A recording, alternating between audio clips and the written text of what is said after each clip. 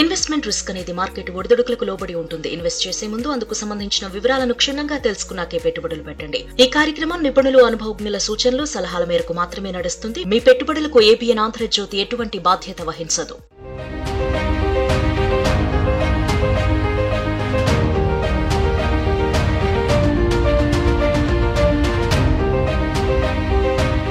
Welcome to money మంత్ర.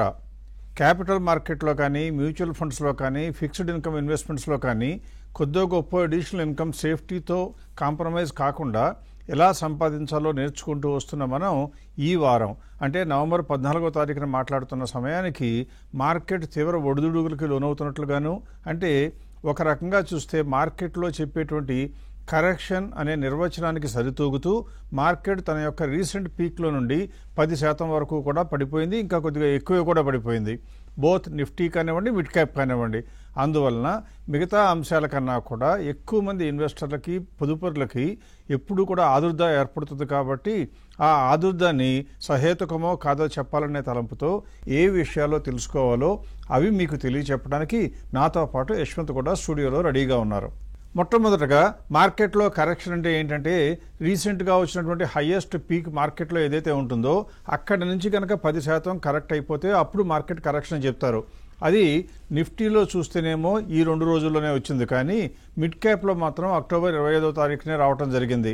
అంటే అప్పటికి వరకు ఉన్నటువంటి హయ్యెస్ట్ మార్కెట్ లెవెల్ కన్నా కూడా 10% కన్నా ఎక్కువ మిడ్ క్యాప్ పడిపోవడం జరిగింది. ఆ తర్వాత ఇప్పుడు అంటే మళ్ళీ ఈ రోజున లేదా ఈ లాస్ట్ 2 రోజుల్లో చూస్తే నిఫ్టీ కూడా 10% కన్నా ఎక్కువ పడిపోవడం జరిగింది. ఎందుకు నేను చెప్తున్నాను అంటే, మొట్టమొదట గమనించవలసింది మార్కెట్లో కరెక్షన్స్ అనేది చాలా సాధారణం. అంటే పెరగటం ఎంత సహజమో తగ్గటం కూడా అంతే సహజం. ఒక ఎగ్జాంపుల్ లేదా ఒక స్టాటిస్టిక్స్ ప్రకారం చెప్పాలి అంటే, మార్కెట్లో కనుక 2000 నుంచి 2024 వరకు, 2000 నుండి 2010 నుంచి కాదు, 2000 నుంచి 2024 నవంబర్ 14th వరకు చూసుకుంటే దాదాపుగా 6200 కన్నా ఎక్కువ ట్రేడింగ్ డేస్ సాధ్యమైనాయి. అందులో దాదాపుగా 3000 రోజుల్లో మార్కెట్ ఇలా కృషిస్తూ ఉండింది. అలాగే మిగిలిన రోజుల్లో మాత్రం పెరుగుతూ ఉండింది. మొత్తం మీద చూస్తే లాంగ్ రన్లో చూస్తే మార్కెట్ ఎప్పుడూ పెరుగుతూనే ఉంటుంది. అంటే మనం గమనించాల్సింది ఏంటి, మార్కెట్లో తగ్గటం ఎంత సహజమో తగ్గిన తర్వాత పెరగటం కూడా అంతే సహజం. పైగా ఇంకొకటి గమనించాల్సింది ఏంటి, మాకు అవకాశాలు కొనుక్కోవడానికి వస్తాయా అంటే, మనకి కొనుక్కోవడానికి అవకాశాలు ఎప్పుడు వస్తాయి అంటే దేశం యొక్క ఆర్థిక పరిస్థితికి ఏ మాత్రం బెదురు లేదు అని తెలిసినప్పుడు.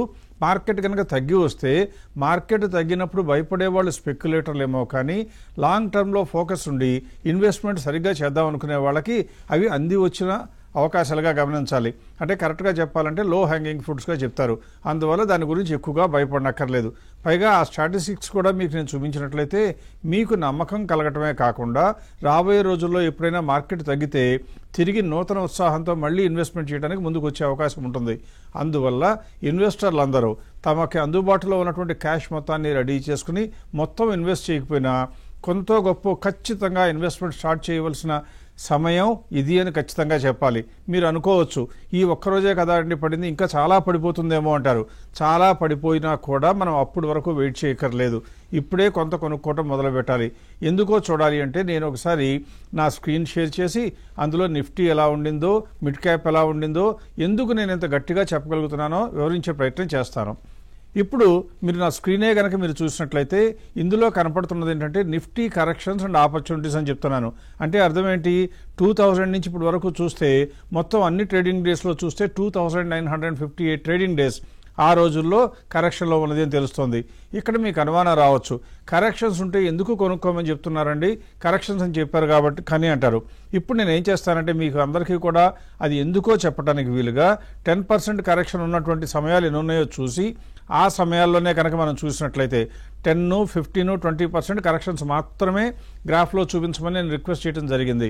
ఇప్పుడు క్రింద మీరున్నటువంటి రెడ్ కలర్లో ఉన్న సమయంలో మార్కెట్ 20% కరెక్ట్ అయిందని, బ్లూ కలర్లో ఉన్న చోటైతే 15% కరెక్ట్ అయిందని, కనపడకుండా ఉన్న గ్రీన్ కలర్లో కనుక ఉంటే 10% కరెక్ట్ అయిందని అర్థం. ఇక్కడ గమనించవలసింది అది కాదు. ఇప్పుడు 2000 నుంచి కూడా మరీ పాత డేటా కాబట్టి మీలో కొంతమంది బహుశా అప్పటికి జన్మించి కూడా ఉండకపోయి ఉండొచ్చు. కాబట్టి 2000 బదులు 2000 నుంచి స్టాటిస్టిక్స్ తీసుకుని మన యొక్క విశ్లేషణ కార్యక్రమం మొదలు పెడదాం. 2010లోనే కనుక చూస్తే ఆ సంవత్సరంలో 10, 15 ఆ 20% మార్కెట్ తగ్గినటువంటి సందర్భాలు 177 రోజులు ఉన్నాయి. ఎందుకు నేను చెప్తున్నాను అంటే ఎప్పుడు కూడా తగ్గినప్పుడు 10% తగ్గినా ధైర్యంగా కొనుక్కుంటే ఎందుకు మనకు మంచి లాభాలు వస్తాయో తెలియాలి అంటే ఇప్పుడు నేనేం చేస్తానంటే అప్పుడే కనుక మనం కొద్దిగా ధైర్యం చేసి 4-5 సంవత్సరాల పాటు ఇన్వెస్ట్ చేయడానికి భయం లేదు అని అనుకున్నట్లయితే మనం కనుక ఆ 2015 వరకు వెయిట్ చేద్దాము అని ఆ తగ్గిన సమయంలో కొనుక్కుంటే మన యొక్క ఇండెక్స్ ఎలా పెరిగిందో మన యొక్క లాభాలు ఎలా వచ్చాయో మీరు స్క్రీన్ మీద చూడవచ్చు. ఇక్కడ మీకు స్క్రీన్ మీద చూస్తున్నట్లయితే తగ్గినప్పుడు 4,800 ఇండెక్స్లో ఉంది. 5 సంవత్సరాల తర్వాత మనం ఏమీ చేయకుండా కేవలం కొనుక్కున్న ఇండెక్స్ని అలాగే ఉంచుకున్నా కూడా ఏ పరిస్థితికి వచ్చింది అది 8,900 అంటే దాదాపుగా రెట్టింపైంది 5 సంవత్సరాల్లో. దీనిలో మీరు చేసిందేంటి? తగ్గిన రోజున మాలాంటి వారిని సంప్రదించవలసిన అవసరం లేకుండా మీకు మీరు విపరీతంగా ప్రయాస పడకుండా కూడా కేవలం ఇండెక్సే కొనుక్కోవాలి. అదృష్టవశాత్తు ఇండెక్స్ ఎలా కొనుక్కోవాలి అంటే సమాధానం లేని ప్రశ్న కాదు. ఇండెక్స్ కొనుక్కోవటానికి ఎన్నో mutual funds, exchange traded funds అని లేకపోతే ఇండెక్స్ ఫండ్స్ అని కూడా ఏర్పాటు చేయడం జరిగింది. కాబట్టి మీరు మీ దగ్గరలో ఉన్న మ్యూచువల్ ఫండ్ డిస్ట్రిబ్యూటర్ని అడిగినా ఆ మ్యూచువల్ ఫండ్ డిస్ట్రిబ్యూటర్ చెప్పే index traded fund, exchange traded fund లేదా ఇండెక్స్ యొక్క మ్యూచువల్ ఫండ్ కొనుక్కుంటే ఈ లాభాలన్నీ మీ చెంతకు వచ్చి చేరేవి.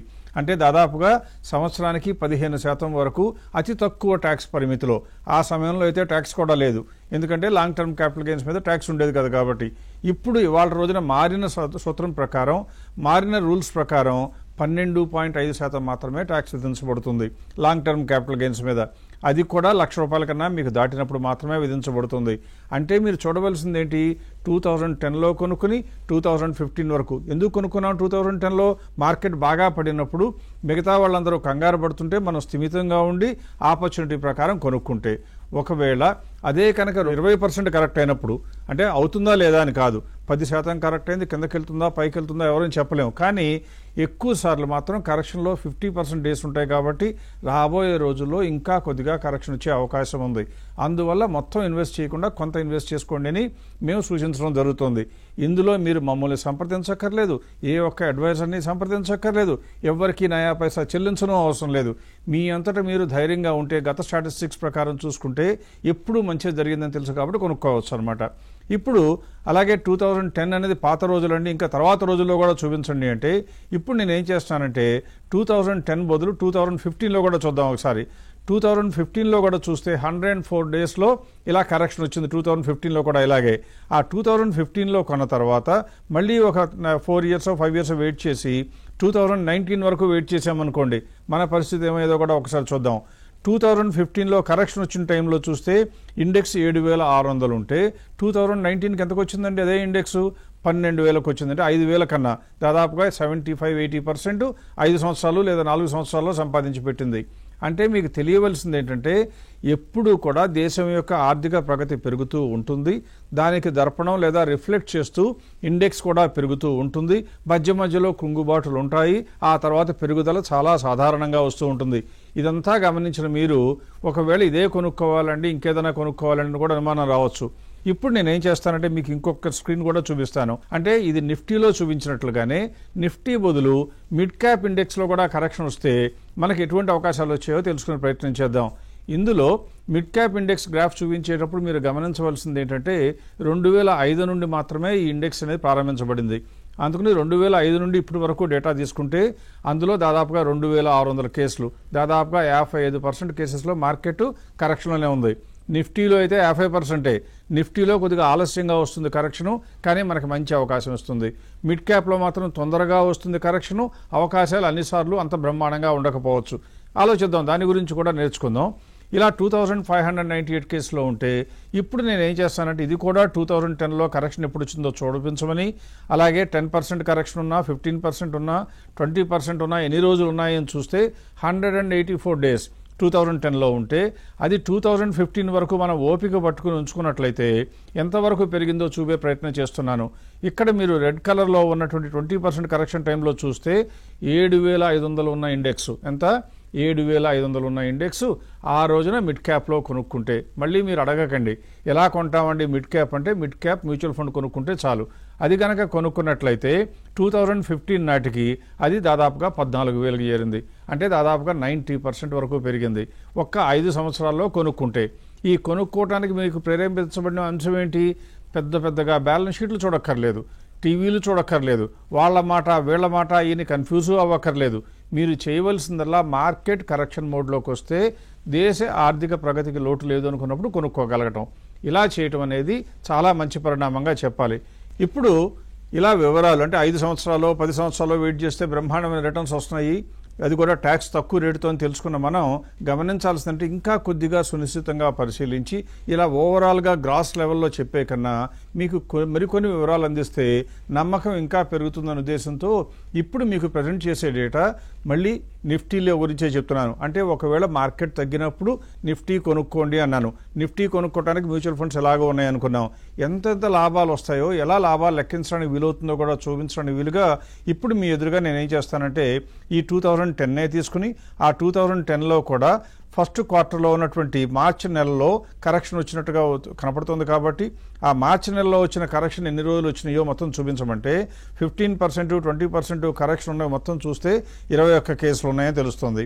ఈ 21 కేసుల్లో కూడా మనం చూడవలసింది ఏంటి, ఆ తర్వాత ఎంత లాభం ఆశించాలి అని. ఇక్కడ మీరు అనుకోవచ్చు ఇండెక్సే కొనుక్కుంటాను అంటే మీరు ఆశించవలసిన లాభం 10-12% వరకు ఆశిస్తే ఎక్కువసార్లు నమ్మకంగా వస్తుంది. అంతకన్నా ఎక్కువ ఆశిస్తే మీకు రావచ్చు, రాకపోవచ్చు. ఎందుకని అంటే ఏమాత్రం కష్టపడకుండా, ఏమాత్రం కూడా శ్రమ చేయకుండా, ఏమాత్రం కూడా పుస్తకాలు నెంబర్లు చదవకుండా కేవలం మార్కెట్ మీద దేశం మీద నమ్మకంతో కొనుక్కుంటాను అనుకుంటే 10% ఆశించడం కరెక్ట్ అవుతుంది. ఎందుకంటే 6-7% బ్యాంకుల్లో వస్తుంటే 10% వరకు మీకు వస్తుంది. కాబట్టి అందుకే ఇందులో ఈ స్లైడ్లో మీకు చూపించిన చోట నేను ఏం చేశానంటే ఎంత ఆశించవచ్చు అని చూస్తుంటే 10% ఆశిస్తున్నట్లయితే బహుశా మీకు స్క్రీన్ మీద కనపడకపోవచ్చు. ఇక్కడ స్క్రీన్ మీద ఉన్నాయి మొత్తం 21 రోజులు ఉంటే ఆ 21 రోజుల్లో కూడా మీరు రైట్ సైడ్ కనుక చూస్తే అంటే 1 ఇయర్లో ఎంత వచ్చింది, అలాగే 3 ఇయర్స్లో ఎంత వచ్చింది, 5 ఇయర్స్కి ఎంత వచ్చింది, ఇవాటి వరకు 10 ఇయర్స్ ఉంటే ఎంత వచ్చింది, ఇవాటి వరకు ఎంత వచ్చిందో మొత్తం ప్రజెంట్ చేయడం జరిగింది. అలా చూస్తే అన్నిట్లో కలిపి చూస్తే 11% హైగా ఉంది. అంటే ప్రతిసారి కూడా మీకు 11% కన్నా ఎక్కువ వచ్చింది. ఇక్కడ ఈ 11% ఒక్క నిమిషం గుర్తుపెట్టుకుని ఒక్కసారి నా మాటలు శ్రద్ధగా చూస్తే మీకు ఇంకా ఎందుకు ఎక్కువ లాభాలు వస్తాయో చెప్తాను.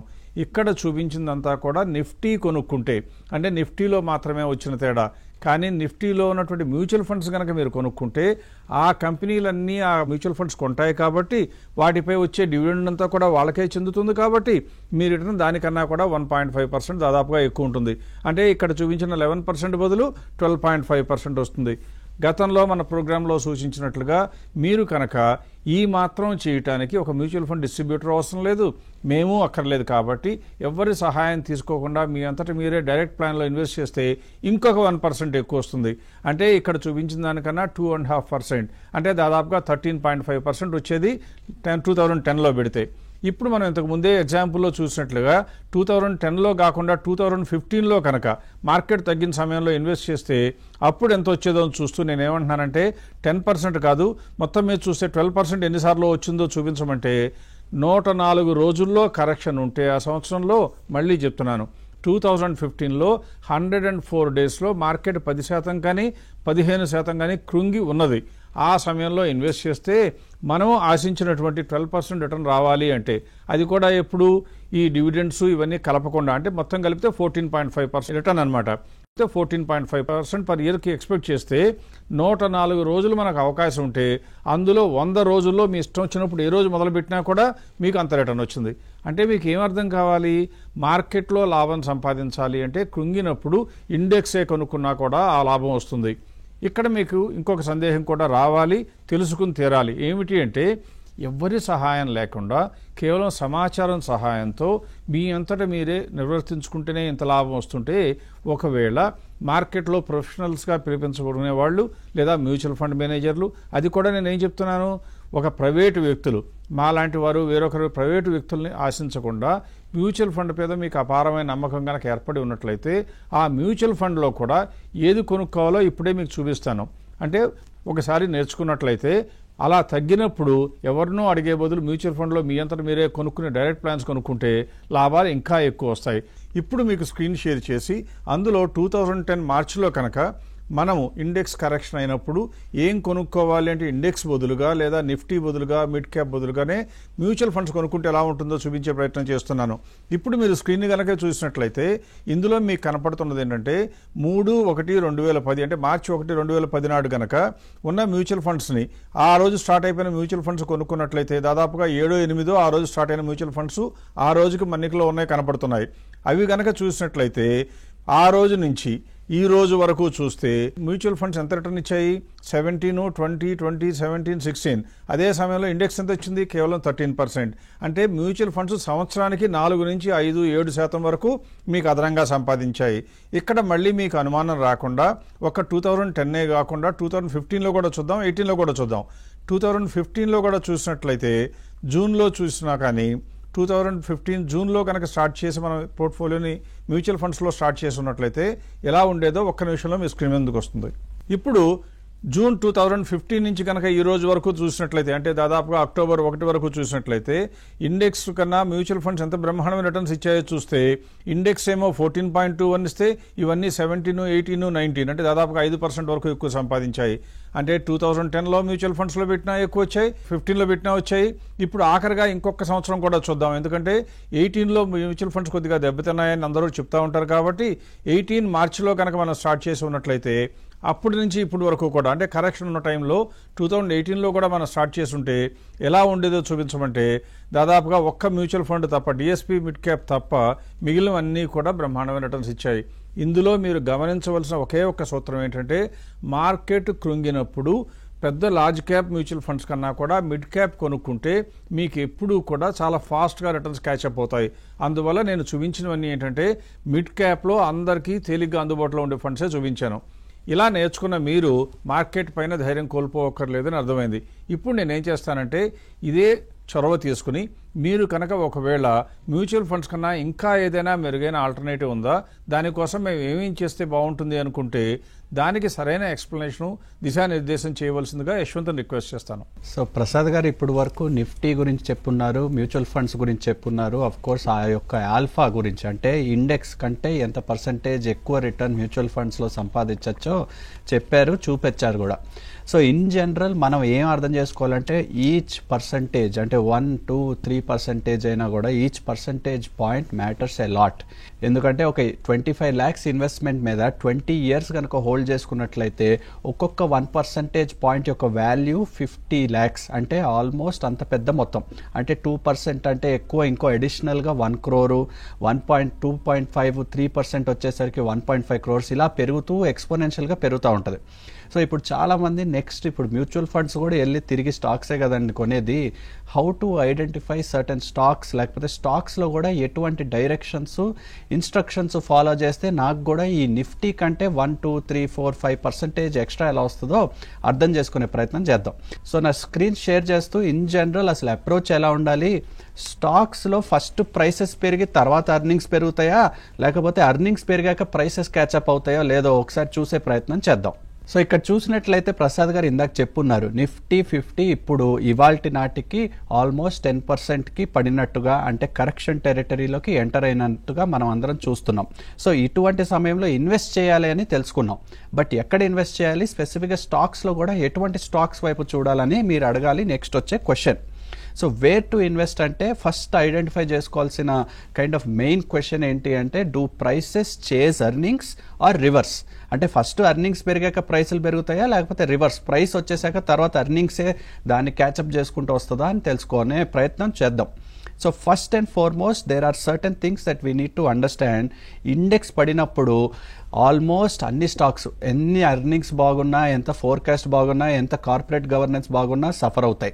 అది ఎందుకు అంటే all stocks inherently carry something called systematic risk. అంటే regardless of situations, regardless of ఎంత డైవర్సిఫై చేసినా కూడా మార్కెట్లో ఉన్నందుకు ఆల్ స్టాక్స్కి ఈ యొక్క రిస్క్ అనేది తప్పదు. ఆ రిస్క్ అనేది కూడా మనం డైవర్సిఫై చేసుకుని 20, 30, 40 స్టాకులు కూడా తీసుకోలేం. సో అదే సమయంలో ఇప్పుడు పడిందన్నంత మాత్రాన ఆ కంపెనీలు ఏవి రేపో మాపో ఆపరేషన్ షట్ డౌన్ చేయట్లేదు. అదే కాకుండా they are not also going to decrease their sales లేకపోతే దేర్ ఫోర్కాస్ట్. కంటిన్యూస్గా కాన్ఫిడెంట్గానే ఉండాలి. తప్పకుండా మీరు అసెస్ చేసి ఎక్కువ అటెన్షన్ ఈ సమయంలో ఇవ్వకూడదనే నా ఉద్దేశం. సో ఫస్ట్ నేను చెప్పదలుచుకుంది ఇందాక కూడా చెప్పాను, what is the relation between prices and earnings. So ఒక సింపుల్ ఎగ్జాంపుల్, పెద్ద పెద్ద కంపెనీలు ఐడెంటిఫై చేసి ఇక్కడ నేను హిందుస్థాన్ యూనిలీవర్ ఇన్ జనరల్ అసలు ప్రైస్ ట్రెండ్ ఎలా ఉండింది, అదే సమయంలో ఎర్నింగ్స్ ఎలా ఉండినాయో ఒకసారి చెప్పే ప్రయత్నం చేస్తా. నా ఉద్దేశం ప్రకారం last more than 10 years data చూసినప్పుడు ఇక్కడ మీరు ఆరెంజ్లో కనిపించే లైన్ ఏమో ఎర్నింగ్స్, అంటే ప్రతి క్వార్టర్ ఈ యొక్క కంపెనీ వారు డిక్లేర్ చేసిన సేల్స్, ప్రాఫిట్స్, మార్జిన్స్. సో ఇవి డిక్లేర్ చేసినప్పుడు వారి యొక్క ఎర్నింగ్స్ పర్ షేర్ ఏంటో కూడా మనకు తెలుసు. సో ఎర్నింగ్స్ పెంచుకుంటుందా లేదా అని చూస్తే మీరు ఈజీగా తెలుసుకోగలుగుతారు. ఇక్కడ అప్వర్డ్ ట్రెజెక్టరీలో మూవ్ అవుతుంది మన యొక్క గ్రాఫ్. ఈ ఆరెంజ్ లైన్ అనేది ఎర్నింగ్స్, అగైన్ బ్లూ లైన్ అనేది ప్రైస్. సో ఎర్నింగ్స్ ఫస్ట్ పెరుగుతున్నాయి, దానికి తోడు ప్రైస్ పెరుగుతుందని మనం అర్థం చేసుకోవాలి. పైన ఇక్కడ ఎగ్జాంపుల్గా కూడా ఎంత అసలు how much percentage, how many times has this improved అంటే ఈ యొక్క స్టాక్ ప్యాట్ అంటే ప్రాఫిట్ ఆఫ్టర్ ట్యాక్స్ 4 times పెరిగిందంటే ఇదే సమయంలో ఆల్మోస్ట్ 12 years టైం గ్యాప్లో ప్రైస్ ఏమో 6.5 times పెరిగింది. అంటే ఫస్ట్ ఎర్నింగ్స్ పెరిగితే దాన్ని తోడట్టుకుని ఈ ప్రైస్ అనేది క్యాచప్ చేసుకుంది. అగైన్ ఫస్ట్ ఇక్కడ ఇంకొంచెం డీపర్ డీటెయిల్లో ఆరెంజ్ ఏమో ఎర్నింగ్స్, బ్లూ ఏమో ప్రైస్. ఇంకొక ఎగ్జాంపుల్ తీసుకుంటా, టాటా కన్సల్టెన్సీ సర్వీసెస్ TCS గురించి కూడా అందరికీ తెలిసిందే. ఇక్కడ కూడా మీరు చూసినట్లయితే ఫస్ట్ అండ్ ఫార్మోస్ట్ ఎర్నింగ్స్ పెరుగుతున్నాయి, ఆ ఎర్నింగ్స్కి తోడుగానే ప్రైస్ క్యాచప్ అవుతుంది, కానీ no kind of reverse direction లేకపోతే యాంటీగా వెళ్ళడం అనేది ఎక్కడ మీరు చూడట్లేదు. అగైన్ సింపుల్గా ప్రాఫిట్ ప్యాట్ ఏమో 4.5 times కాదు కదా, 4.85 times పెరిగింది. అదే సేమ్ టైంలో 6.74 times పెరిగింది ఈ యొక్క స్టాక్ యొక్క ప్రైస్. సో ఇప్పుడు మనం ఇన్వెస్టింగ్ చేసేటప్పుడు 1-2 స్టాక్స్ అయితే సెలెక్ట్ చేయము, ఇంకా ఎక్కువ నెంబర్ ఆఫ్ స్టాక్స్ సెలెక్ట్ చేసుకుంటాం, బికాస్ డైవర్సిఫై చేసుకోవాలి. మనము ప్రసాద్ గారు కూడా చెప్తా ఉంటాం, ఎప్పుడైనా సరే ఇండస్ట్రీ ఎక్స్పోజర్ 20% కంటే ఎక్కువ ఉండకూడదు ఏ ఒక్క పలానా ఇండస్ట్రీలో, ఎందుకంటే ఇండస్ట్రీకి అడ్వర్స్ న్యూస్ వస్తే మన పోర్ట్ఫోలియో సఫర్ అవ్వకూడదు. సో ఇండస్ట్రీ పరంగా చూసుకుని మనం కూడా అంటే పోర్ట్ఫోలియో కన్స్ట్రక్షన్ పరంగా చూసుకుంటే మనం కూడా ఇన్వెస్ట్ చేస్తూ ఉంటాం, మెనీ స్టాక్స్ సెలెక్ట్ చేసుకుంటూ ఉంటాం. సో ఇప్పుడు నేను చెప్పే థియరీ స్టాక్ స్పెసిఫిక్ కాదు, అసలు ఇండస్ట్రీ లెవెల్లో చూద్దాం. ఇండస్ట్రీ లెవెల్లో కూడా ఎర్నింగ్స్ పెరిగాక ఇలా ఉందా లేకపోతే ఎలా ఉంది అసలు రిలేషన్షిప్ అని చూస్తే, నేను ఒక బ్యాంకింగ్ సెక్టర్ తీసుకుని బ్యాంకింగ్ సెక్టర్ని మొత్తంని కొలేట్ చేసి వారి యొక్క కంపెనీ రిజల్ట్స్ని తీసుకుని ప్రాఫిట్స్ ఏంటి అని లెక్కేసి చూశాను. So again profits are increasing first, following which only prices are increasing. లాస్ట్కి ఇంకొక వన్ పర్టికులర్ ఇండస్ట్రీ ఇన్సూరెన్స్ది కూడా నేను ఇదే ఎక్సర్సైజ్ చేశాను. ఇన్సూరెన్స్లో కూడా సేమ్ ట్రెండ్ ఫాలో అవుతుంది, ఏదంటే ఎర్నింగ్స్ ఫస్ట్గా పెరుగుతున్నాయి. సో ఫస్ట్ ఇవాళ నేర్చుకుంది ఏంటి అంటే ప్రసాద్ గారు చెప్పారు, కరెక్షన్ టైంలో ఇన్వెస్ట్ చేయటం రైట్ టైం. మొత్తం పెట్టేయాలా అంటే కాదు, పోర్షన్ ఆఫ్ యువర్ ఇన్వెస్ట్మెంట్ అంటే ఒక 100%లో అట్లీస్ట్ 25% ఇప్పుడు ఇన్వెస్ట్ చేయాలి, మేబీ కొద్ది గొప్ప కరెక్ట్ అయ్యాక ఇంకో 25%, ఆ కరెక్షన్ రివర్సల్ అయిపోయి కంటిన్యూస్గా గ్రోత్ ఉంది అనుకోండి ప్రైస్లో, అప్పుడు మీరు మిగిలిన అమౌంట్ ఇన్వెస్ట్ చేసుకుంటూ పోవాలి. That is the way to structure investments in Nifty. ఇప్పుడు నిఫ్టీ గురించి చెప్పారు, నిఫ్టీ కంటే 2-3-4% ఎక్కువ ఏంటి అంటే మ్యూచువల్ ఫండ్స్ గురించి కూడా చెప్పారు. So now is the right time అని అర్థం చేసుకున్నాం. అదే కాకుండా స్టాక్ స్పెసిఫిక్ కూడా ఎందుకు, ఇంకా 1-2-3-4% more than mutual funds, more than index కావాలనుకుంటే స్టాక్స్ కొంచెం యాక్టివ్ మేనేజ్మెంట్, ఎక్కువ ఎఫర్ట్ పెట్టకుండా జస్ట్ ఫండమెంటల్స్ ని ఫాలో చేసుకుంటూ ఒక ఫేర్ ప్రైస్ అంచనా కట్టుకుని మీరు కూడా ఇన్వెస్ట్ చేసుకుంటా పోతే 100% you will be coming out on top. So ఇవన్నీ తెలుసుకున్న మనం వచ్చే వారం ఏం చేద్దామంటే ఇలా స్ట్రాటజీస్ పరంగా చూద్దాం. అంటే మ్యూచువల్ ఫండ్స్లో స్ట్రాటజీ, నిఫ్టీలో ఒక strategy, long term by and hold, అదే కాకుండా ఒక స్ట్రాటజీ లాంగ్ టర్మే కాకుండా యాక్టివ్ రీబ్యాలెన్సింగ్. ఈ స్ట్రాటజీ చేసుకుంటూ పోతే అసలు ఎలా ఉండిని రిజల్ట్స్ పాస్ట్లో అని తెలుసుకునే ప్రయత్నం చేద్దాం. సో వచ్చే వారం మనం ఈ స్టాక్ స్పెసిఫిక్ స్ట్రాటజీస్ అలాగే మ్యూచువల్ ఫండ్ స్ట్రాటజీస్ గురించి మరికొద్ది డీటెయిల్లో డిస్కస్ చేద్దాం. Till then see you again next week.